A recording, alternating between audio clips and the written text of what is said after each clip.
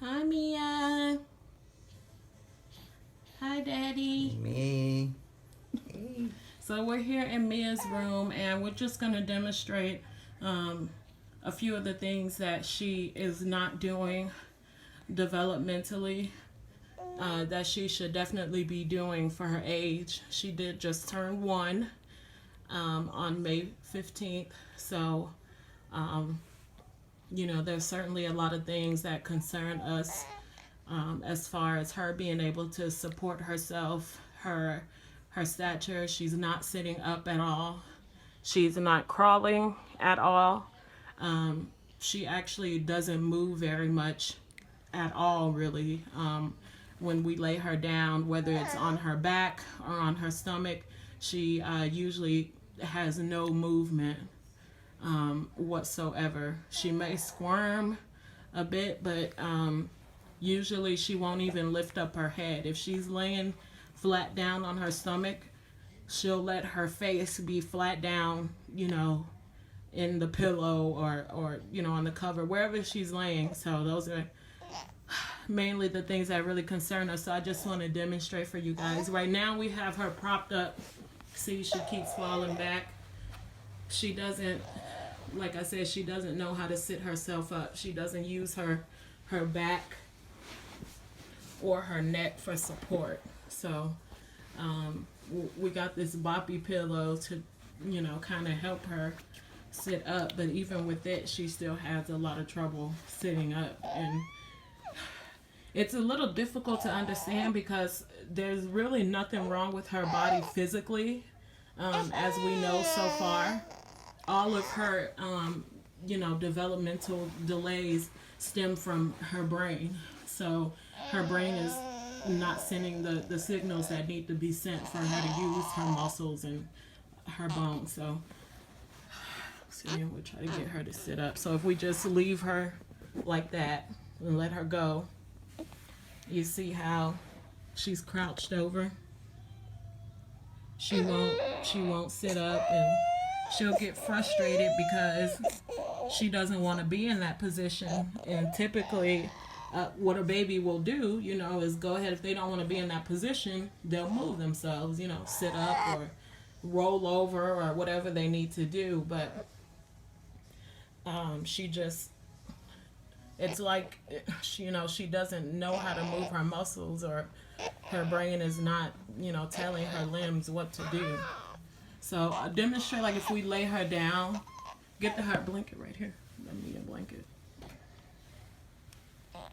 So say if we lay her down on her stomach, like I was saying earlier, and put her arms down by her sides.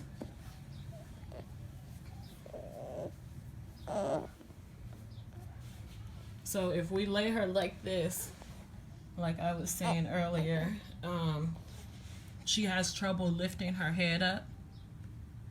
So she really won't lift her head at all. She doesn't have the strength in her neck or her back to lift her head. And so this is one of the concerns that we have, when she's sleeping, and why we have to periodically check on her is because she won't move, she could suffocate. She won't lift her head up. She'll kind of just sit there and cry, and make noises. So one of the things that they work on in her physical therapy is trying to get her to prop her head up on her arms, like so. And we'll try to make noise and try to get her attention to see if she'll lift her head up for us. Mia! To see if she'll look up. But she doesn't really respond to sound either. She doesn't respond to sound. Well, she'll respond to loud noises. Like if, she hears a loud bang, she'll jump. She responds to weird sounds. Things that we think would disturb her don't. So it's kind of strange. But she doesn't make eye contact with us. It's really difficult to get her to smile. She doesn't, she isn't interested by things that babies are normally interested by, like if you play with them, tickle them, put a toy in front of them, play patty cake. She doesn't respond to any of that. She doesn't make eye contact. She avoids eye contact. Mia! Hey, baby. Hey. Look at mommy. We're talking about you, Mama. Look at Can mama, you look man. at Mommy? She doesn't like to open her eyes. We still don't know why that is. We're still waiting, to see an eye doctor. She's already a year old, and there's several things that, that we've requested from Medicaid, which is the only insurance she has right now. It's a program through Medicaid for special needs kids called the Star Kids program. Yes. And so there's a lot of things, and they've even recently made it more difficult for her to get all of the care that she needs. But right now they're only giving her 2 30-minute physical therapy sessions a week, and whenever she needs to see any sort of specialist, like I was mentioning, the eye doctor, it takes forever, for them to give us the referral or the approval or whatever. So here she is, 1 year old, and we still don't know what she can and can't see. When she was first born, they told us that they thought that she might be blind. And then an eye doctor came and seen her while she was still in the NICU and said, okay, well, no, she's not blind, but her optic nerve is small, so she's not going to be able to see that well. And so we don't know what that well is, because like I said, she doesn't make eye contact. She doesn't open her eyes really at all. It's a surprise to us when she opens her eyes. So like I said, we don't know what she can see. She doesn't really respond any different from light to darkness. So we really don't know either. What, Mama? Will you sit up by yourself, baby? So let her go, baby, and see if she'll sit up. Once you let her go, you'll see she'll slowly, just go further and further down. It's like she can't sit up. She won't use her back to support herself, and she'll make the little noises to let you know that she's uncomfortable and that she's struggling. And we can see sometimes her struggling, like she wants to lift herself up, but she has a really difficult time. And I think that with her weight, that makes it a lot more difficult too. So we've never seen her attempt to crawl or anything like that. Like get on all fours, lay her down on her stomach, maybe see if you can put her like in a position where she might crawl or something, or like on her knees.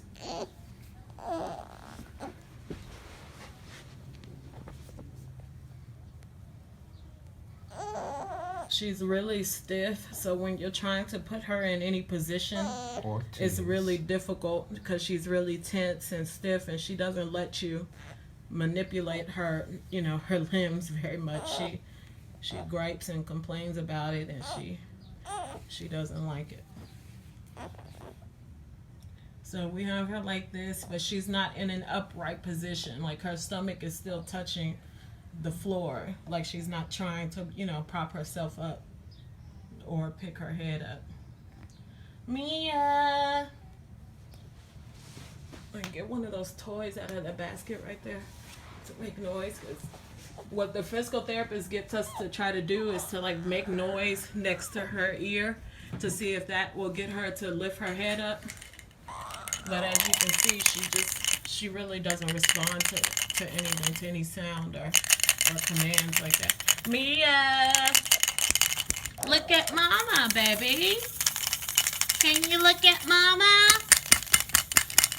Hey, Mommy, I want to see a pretty girl. Baby, can you lift your head up, Mama? You're supposed to have your hands under your chin. Yeah, like that. But yeah, she doesn't show really any movement at all, guys. If we leave her like this in this position, we would never do this. But hypothetically, if we were to leave her in this position and come back an hour later, 2 hours later, she would be in the exact same position. She doesn't try to move herself at all. It's almost like she just doesn't have use of her arms and legs, of her muscles. Come on in there. It's just the music, baby. You don't like that one? Let's move to the music. That one is it up. Okay, now as far as like standing, Keep playing. when we try to get her to put pressure on her legs, she collapses her legs completely. She doesn't stand whatsoever. She doesn't straighten her legs out. Like if you try to straighten her legs and plant them firmly, she doesn't put any weight whatsoever on her feet. Bye-bye. Or straighten Stand her up, legs, Mama. like I said. Stand up for mommy and daddy. No? Say hi to the She just camera. won't do it. Hi. Come on, mama. And so it just, You trust me, we try with her all the time. Her physical therapist, the one that comes twice a week, she seems like she has an attitude because, Mia is not responding and she doesn't understand. None of them really understand her condition, which is, the biggest problem in our eyes, because if you guys have never treated someone with this sort of brain condition, being that it's so rare or anything even similar, and you're constantly have to question us about, why isn't she doing this or why isn't she doing that, or is she awake, and just things like that, to where we should be able to ask you guys, what's going on and what we need to do to help her improve, because what we've been doing obviously for the past 12 months isn't working. She hasn't made any improvement whatsoever. She has no desire, to move herself. She has no, desire to use her own limbs. There you go. Or to keep her head up.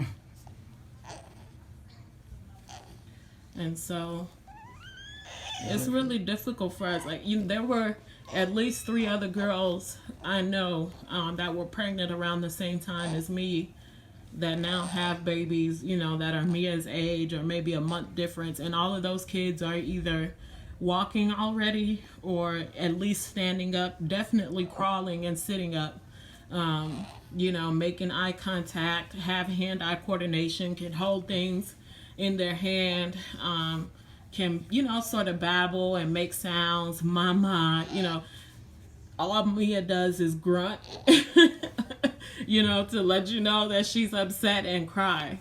So that's, how we know what's going on with her sometimes, because sometimes she won't make a sound. And so we kind of just have to know intuitively because we're with her all the time. But and of course we expected, that she would have these sort of issues, because they told us that she would never walk and that she would never talk and, never. But she still, in our eyes, have reached, more milestones than they ever expected, so why shouldn't we have high expectations and seek out the best care that we possibly can, when we know that God performs miracles every day. You can turn on the TV anytime and see people, on the Oprah show or wherever, talking about how the doctor said they would never do this and never be able to do that, and they overcame it. They had people who believed in them, who stood behind them, who loved them, and, fought to get them the best care and support out there. And so I want Mia to have the same opportunities that, Blue Ivy would have if she had been born with, a condition, with anybody, if they have money or what. Medical care is expensive. My husband works, he supports us.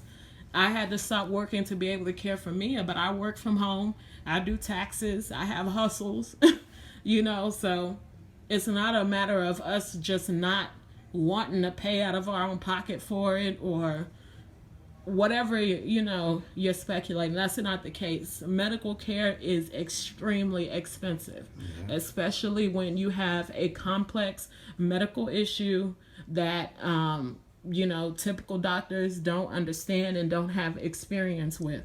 Mia needs advanced neurosurgeons. She needs a neurologist that has several years of experience and a diverse repertoire of clients with different conditions that are at least similar to what Mia has. She needs more physical therapy. Medicaid will only provide twice a week, 30-minute sessions at that, and sometimes they spend most of the session talking or whatever. So it's just, like I said, what she's getting right now is not sufficient care, and the results are obvious. We believe a lot more in Mia than, to just accept that where she's at now is, is going to be her baseline. It's just where she's going to be. We don't believe that for a second. We know that, there are doctors out there that are able to perform miracles, that really believe in their job and are passionate about their job and can push these kids to the next level. There's equipment that she needs. By now she should already either have glasses or we should know what's going on with her eyes. We should already have some sort of braces or whatever she needs for her back, since she won't support her back. There's just so many things that they have on hold and have us waiting for that we're not getting. We still have difficulty getting her medications. They give us trouble about, reordering her supplies, how many this, how many that. And it is a major headache. They have, made this so much more of an inconvenience than it already is, just having a child with a disability. It's like they want to make it more difficult for you, which makes no sense. So we just want the best for her, for our baby girl. And so that's why we're doing this campaign, because we've been doing our own research in this school called Sammy's House. When we went and toured the facility, they fell in love with Mia, and they showed us all of the equipment that they have there for medically fragile babies and all the programs they have. They have teachers that are supposed to cater to your specific child, that will perform the therapy on them. They'll allow her physical therapist to come on site, to do her twice a week sessions, and then they'll even do more therapy on top of that. She can stay there for 8 hours a day, which would allow me to go back to work if I wanted to bring more income into our household. Like I said, right now I have to stay home with her because she requires 24/7 care.